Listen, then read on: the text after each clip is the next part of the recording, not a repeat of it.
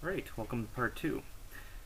After removing the gauges needles, I scanned the cluster in and saved it in my file right here. I'm going to open it up in GIMP. And one note, I'm going to keep this, I don't want to change the size of this gauge or this picture so that when I print it out, it's going to be the same size, hopefully, and overlay properly. So I'm going to keep this project simple and just have a symbol on each gauge. You'll see how it turns out. So what I'm going to do is I'm going to open as a new layer the first symbol, and I'm going to use this color selection tool, and I'll click on the color white.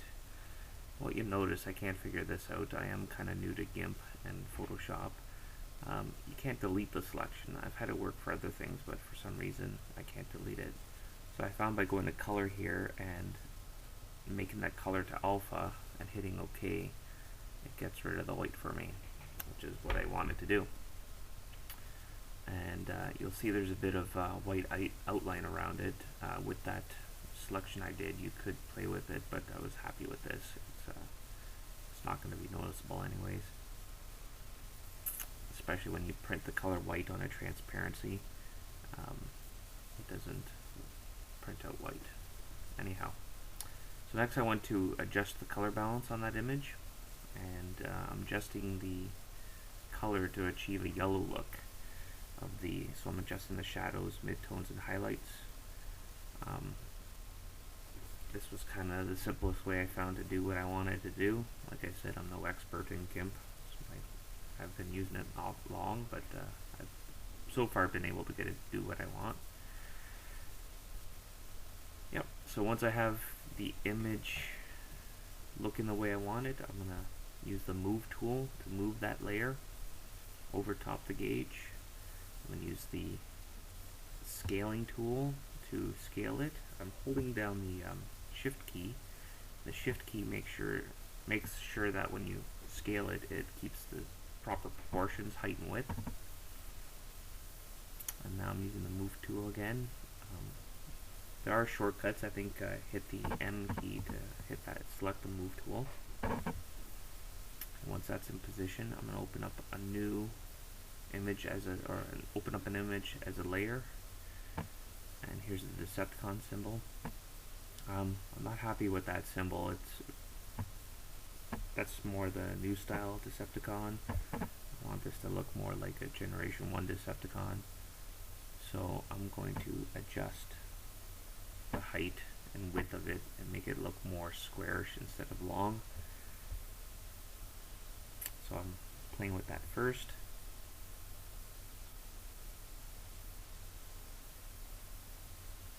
And I'm going to use select that color tool up here. I click on the white to select it, and then I go to color, send to color to alpha, which gets rid of it. And then I'm going to adjust the color balance and do the same thing with the midtones, shadows, and highlights. Oh, look at that! I didn't have had the wrong area selected, so I just went up to select none, where you saw me go there under the select button. Now I can go back to adjust the colors. Sorry if I'm moving too quick for you here. I'm not really good at this program, so I don't think I'd be good at teaching you guys how to do it. So this is the best I can do. Anyhow, so now I'm adjusting the highlights, midtones, and shadows like I did with the other image, so I'm happy with how that image looks. And I would like it to look better having that black outline around it, but like on the Autobot symbol, but I'm not going to waste too much time on this.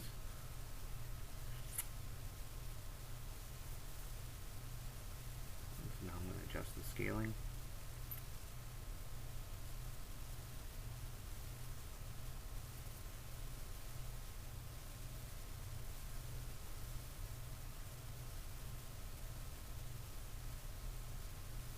I'm going to move it over and just compare the size. And you know what? I noticed it's skinnier. I'm going to adjust that too. I'm going to make it a little more fatter and shorter, similar to the Autobot symbol.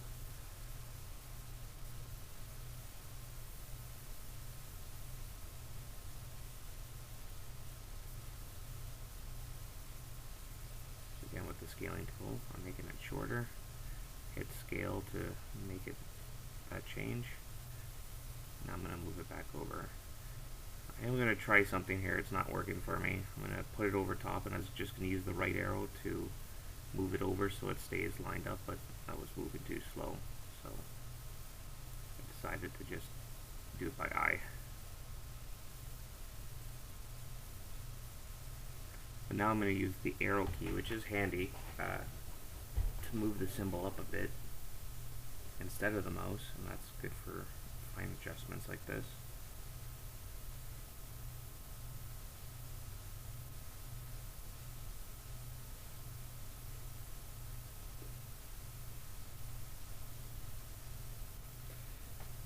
Like I said, I'm no expert at GIMP or Photoshop or any sort of software like that. This is very new to me, so if it can be done better, keep the comments to yourself. I mean, I welcome I welcome comments, but not smart-ass comments, I guess. So what I've done is I select each image. You select that image in layer like I did right there, and I lowered the opacity of each image. And what this is going to allow me to do is see the gauges behind it. Now I have the circle selection tool. And with the circle selection tool, what I'm doing is I'm deleting that image where I need to cut it out with an X-Acto knife so that that extruded portion can go through my overlay. So again, with the circle selection tool, at the end you'll see how this will be helpful when cutting it out. Again, I select it and I hit the delete key to remove that layer. Next I'm going to select the square selection tool. I'm going to adjust it for rounded corners, and there, when I selected it, the corners weren't round enough, so now I raised the number and made it too round. Now I'm lowering it down to where I'm going to be happy. This section I don't need to cut out, but I want a window to see the odometer behind it, so that's why rounding the corners will give it that, make it look a little nicer. Next I'm going to want to, where the needles rest on those pins, I'm going to want to cut those out, or have a little hole so I know where to cut it out, because it has to go through. So same as the gauge hole, I just did a circle over it and hit delete.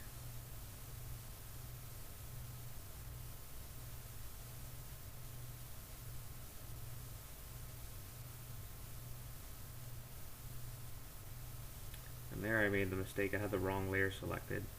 So when I was trying to hit delete, nothing happened, so I had to select the Autobot layer. And then now it let me delete that image. So now to show you what it looks like, I'm going to hide the gauge layer. Oh, wait a second. If you can't tell, I recorded this and then I'm doing the narration after. So I was just comparing how it's going to look and where it's positioned. You can also see some tape marks from my old overlay being taped to it. Oh yes, and before I do that, I need to raise the opacity to its full color. I'm going to zoom out. Then now I'm going to go and hide that layer of the gauges. But it shows you the alpha channel behind it, so I want to create a new layer of white to show you what it'll look like. But here's the weird thing that happened to me. Created the white layer on top, and it wouldn't let me move the layer down to the bottom. I couldn't figure that out. I swear I've done it this way before, but maybe it was bugging out on me. So what I did was give up, delete that layer, and create a new one below it. So right click, trying to figure what to do, and I hit delete. I right click and hit insert. What it's doing is it's putting a layer above whatever you had selected, and I just realized that, so I'll find I can't move that stupid thing too, so I'm going to delete it and just put a new layer, selecting white as the layer, and put it above there. And that's what it's going to look like, the final piece.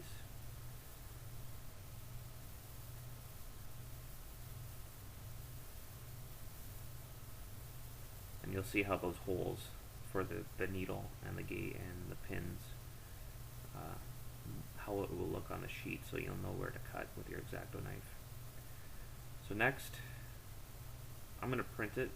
I'm not sure if it would make a difference if I had an alpha channel or just the white when it comes to printing on an overlay transparency. So I'm going to print it this way and see how it turns out. So now I'm saving my project. I'm saving it as a GIMP project, so that way I can make any changes to the file if I need to. It's going to have all the layers and whatnot.